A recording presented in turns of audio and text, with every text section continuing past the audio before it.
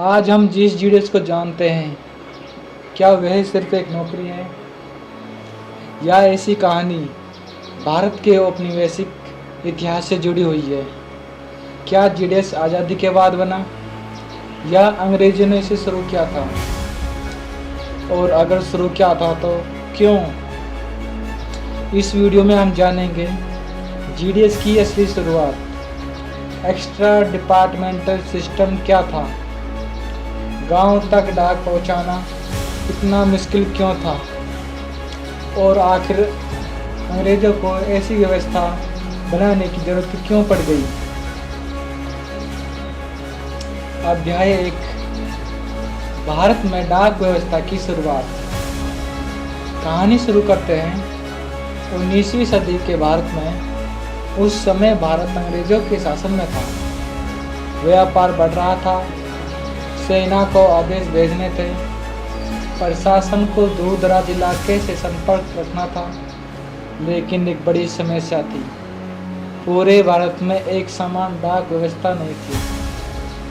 1837 में पहला Indian postal act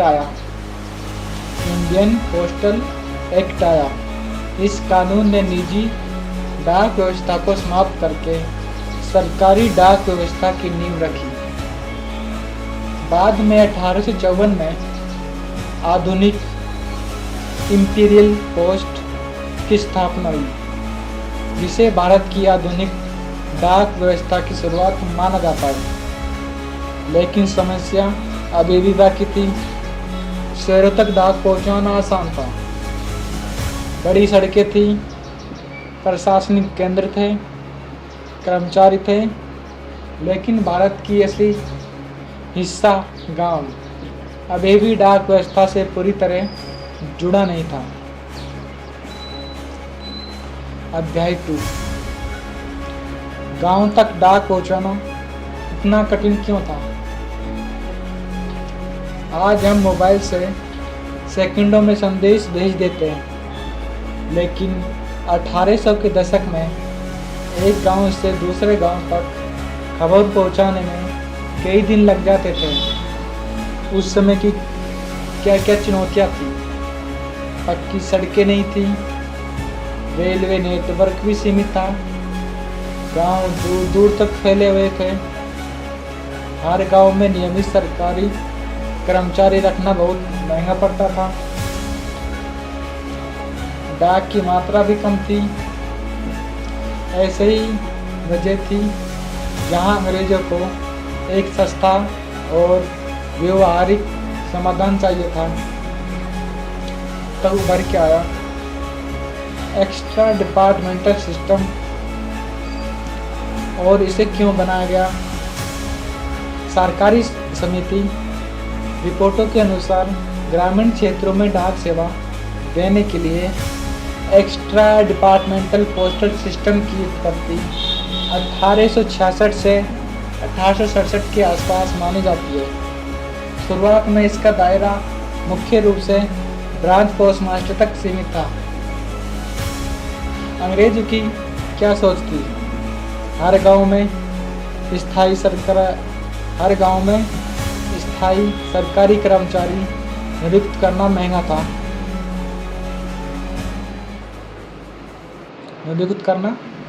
था।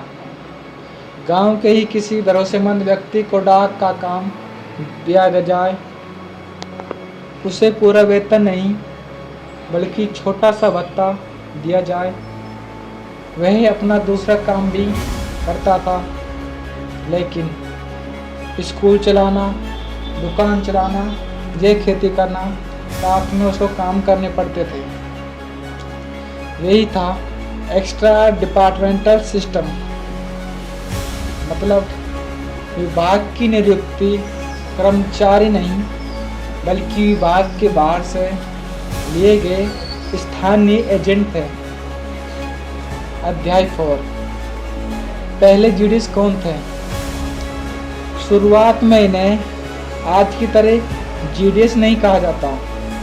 उस समय गांव में डाक का काम अक्सर इन लोगों को दिया जाता था, जैसे स्कूल मास्टर, दुकानदार, सरकारी पेंशनभोगी, गांव के कुछ सम्मानित व्यक्ति, इन लोगों का डाक का काम दिया जाता था।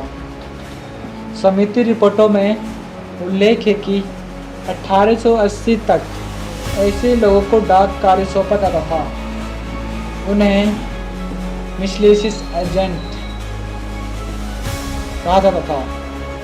बाद में इन्हें एक्सटर्नस डिपार्टमेंट एजेंट या एक्स्ट्रा डिपार्टमेंट एजेंट के रूप में जाना गया। ध्यान देने वाली बात थी, उस समय उनका मुख्य काम केवल ब्रांच ऑफिस संभालना नहीं था।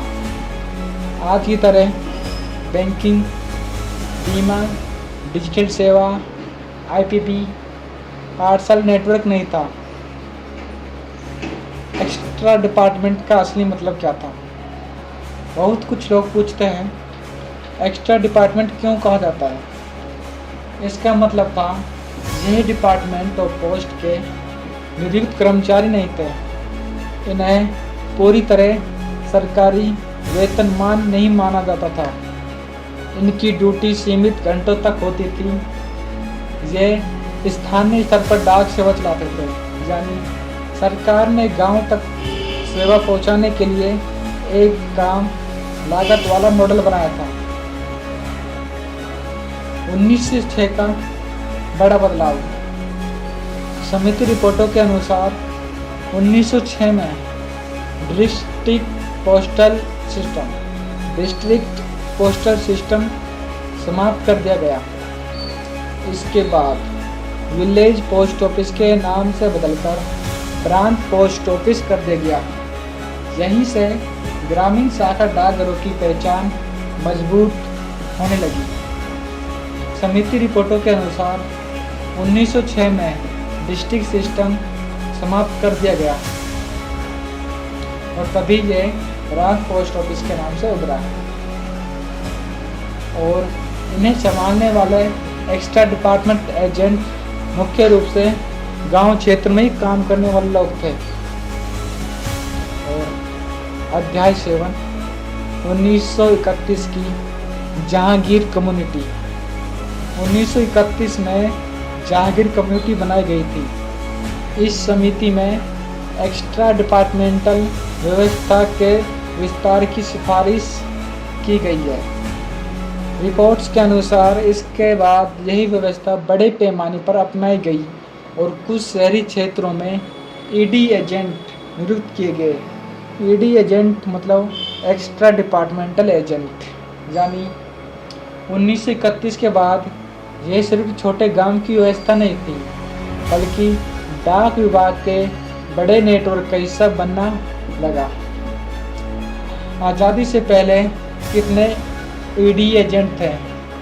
कमलेश चंद्र कम्युनिटी रिपोर्ट में दिए गए अनुसार इनके आंकड़े इस तरह थे कि वर्ष 1901 से 1902 7,925 ईडी एजेंट थे। वर्ष 1911 से 1912 टोटल 12,269 ईडी एजेंट थे। उसके बाद 1921 से लेकर 1922 वर्ष में ये बढ़कर 12,634 हो गए। फिर 1931 से लेकर 1932 वर्ष में ईडी एजेंट 16,954 हो गए। फिर वर्ष 1941 से 1942 के बीच यह ईडी एजेंट 20,389 हो गए। और 15 अगस्त 1947 में जब आज़ादी मिली तब ईडी एजेंट मतलब एक्स्ट्रा डिपार्टमेंट एजेंट थे जो 20,746 थे। यानी भारत की आज़ादी तक लगभग 20,746 एक्स्ट्रा डिपार्टमेंटल एजेंट कार्य करते थे। क्या जीडीएस आज़ादी के बाद बना? नहीं, यह सबसे महत्वपूर्ण बात है। जीडीएस की जड़ें आज़ादी से पहले की है। ग्रामीण शाखा डाकघरों में स्थानीय लोगों द्वारा पार्ट टाइम आधार पर डाक सेवा चलाने की व्यवस्था ब्रिटिश काल से मौजूद है। हाँ, आज़ादी के बाद इसका विस्तार हुआ, नियम बदले, नाम बदले, भूमिका बढ़ती गई, लेकिन शुरुआत ब्रिटिश शासन के दौरान ही हुई थी। अध्याय 10 अंग्रेजों का असली उद्देश्य क्या था। यहाँ तक महत्वपूर्ण बात समझनी होगी कि अंग्रेजों ने व्यवस्था केवल जनता की सुविधा के लिए नहीं बनाई, उनके अपने प्रशासनिक व्यवहारिक हित में थी। उनका मुख्य उद्देश्य था व्यापारिक संचार बढ़ाना, राजस्व और प्रशासनिक नियंत्रण बनाए रखना, गांव तक सरकारी संदेश पहुंचाना, कम लागत में विशाल ग्रामीण नेटवर्क बनाना, स्थानीय लोगों का उपयोग करके डाक सेवा चलाना, यानी कि यह एक low cost rural communication network था। और अध्याय 11 उस समय के काम क्या थे। तो शुरुआत में ईडी यानी एक्स्ट्रा डिपार्टमेंटल एजेंट के क्या काम थे जो सीमित थे। उस समय उनका काम था चिट्ठियाँ लेना और देना, डाक जमा करना, डाक बांटना, छोटे ग्रामीण डाक घर का संचालन और सरकारी संदेश पहुंचाना। आज के जीडीएस से तुलना करने के यह बात बहुत छोटा दायरा था कि आजकल जो जीडीएस है और उस समय जीडीएस थे, उस समय का बहुत अंतर आ गया है। आज़ादी के समय क्या स्थिति रही होगी। 1947 में भारत स्वतंत्र हुआ, भारत को आज़ादी मिली, लेकिन ग्रामीण भारत में बहुत बड़ा था और नेटवर्क भी बहुत पूरी तरह विकसित नहीं था। उस समय सरकार के सामने सवाल था, क्या हर गांव में नियमित कर्मचारी रखा जाए या पुराने एक्स्ट्रा डिपार्टमेंट मॉडल को जारी रखा जाए। सरकार ने दूसरे विकल्प को चुना क्योंकि यह सस्ता था और पहले से काम कर रहा था।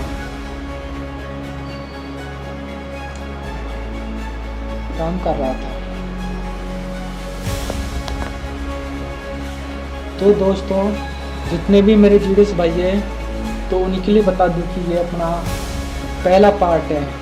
इस पहले पार्ट में हमने देखा कि जीडीएस की शुरुआत आज़ादी के बाद की नहीं हुई, इसकी जड़ें ब्रिटिश काल में हैं। 1837 से लेकर 1854 ने आधुनिक डाक व्यवस्था की नींव रखी।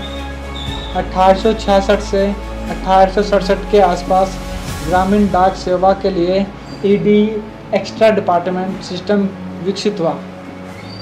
स्थानीय लोगों को पार्ट टाइम आधार पर डाक कार्य दिया गया। 1906 में विलेज पोस्ट ऑफिस से ब्रांच पोस्ट ऑफिस बनाया गया। 1931 में जहांगीर कम्युनिटी ने इस व्यवस्था का विस्तार सिफारिश की और 1947 तक लगभग 20,746 ईडी एजेंट कार्यरत थे। तो मेरे जितने भी जीडीएस भाई ये वीडियो देख रहे हैं, तो मैं आपके लिए बता दूं कि ये हमारा जीडीएस को एक्सप्लोर करने का पहला पार्ट था और आप बताएंगे कि हम दूसरा पार्ट कब लाए। दूसरे पार्ट में हम देखेंगे कि आज़ादी के बाद जीडीएस कैसे बदला, एक्स्ट्रा डिपार्टमेंट एजेंट की भूमिका कैसे बढ़ी और आज़ादी के बाद हमें कौन कौन सी समितियां मिली, कौन कौन सी कम्युनिटी बनाई गई थी। और दूसरे पार्ट में देखेंगे कि अपनी सैलरी सेवा शर्तों में क्या बदलाव हुआ था और रेगुलर एम्प्लॉय का विवाद कैसे शुरू हुआ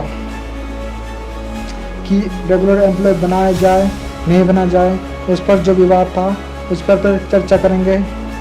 और 2001 में नाम बदलकर ग्रामीण डाक सेवा ही क्यों रखा गया। तो मेरे जितने भी जीडीएस बीपीएम भाई है, डाक विभाग की असली कहानी जानना चाहते हैं, तो इस सीरीज को अलग भाग मिस मत कीजिएगा, क्योंकि अगले भाग में हम बताएंगे आज़ादी के बाद जीडीएस की भूमिका कैसे बदली और आज भी यह भारत की सबसे ग्रामीण नेटवर्क की रीढ़ क्यों मानी गई है। तो आप बताइए कि सेकंड पार्ट लाना चाहिए नहीं लाना चाहिए, कमेंट करके बताएं। जैसे ही इस वीडियो पर अच्छा रिस्पांस आएगा तो हम जीडीएस को एक्सप्लोर करने की जो पार्ट सेकंड है वो ज़रूर लाएंगे। तब तक के लिए जय हिंद, जय भारत, जय डाक सेवा।